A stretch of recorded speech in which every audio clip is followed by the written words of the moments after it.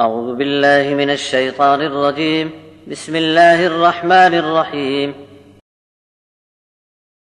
حميم تنزيل الكتاب من الله العزيز الحكيم.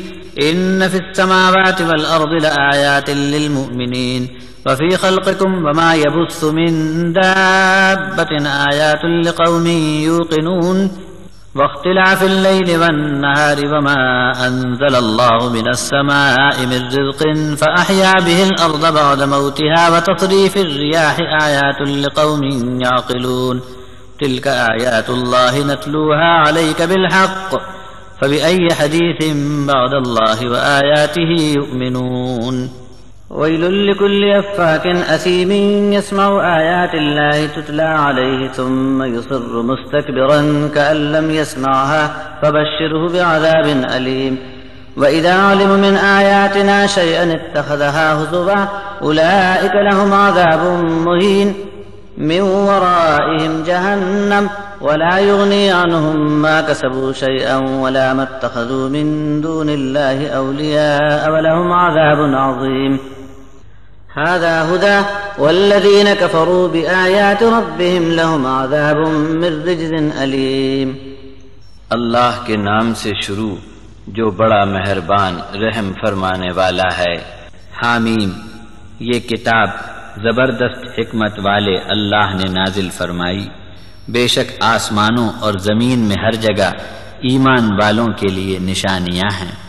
تمہاری پیدائش میں اور ہر طرح کے جانداروں کی پیدائش کے پھیلاؤ میں یقین لانے والی قوم کے لیے بھرپور نشانات ہیں.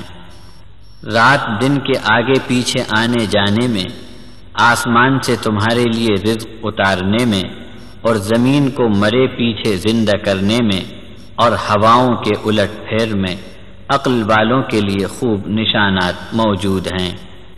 یہ اللہ کی سچی سچی آیات ہیں جو آپ کو ہم نے پڑھ کر سنا دی. اب یہ لوگ اللہ کی بات اور اس کی نشانیاں سامنے آ جانے کے بعد پھر کس بات پر ایمان لاویں گے؟ ہر سخت جھوٹے پاپی کے لیے بربادی ہے.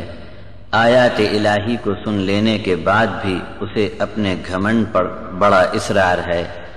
جیسے کہ اس نے کچھ سنا ہی نہیں، ایسے اکڑ باز کو دکھ کی مار پڑنے کی خبر سنا دو. ہماری آیات میں سے کوئی بات اس کے کان میں پڑ گئی تو اسے مذاق کے رخ پر ڈال دیا. ایسے لوگوں کو بہت رسوائی اور ذلت کا عذاب ہے.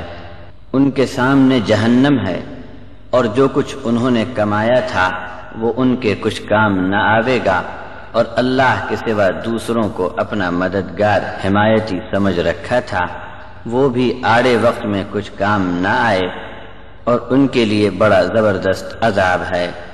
بس یہ قرآن ہدایت ہے. اب جو لوگ اپنے رب کی آیات کا انکار کریں گے ان کے لیے نہایت ہی سخت عذاب اور دکھ کی مار ہے.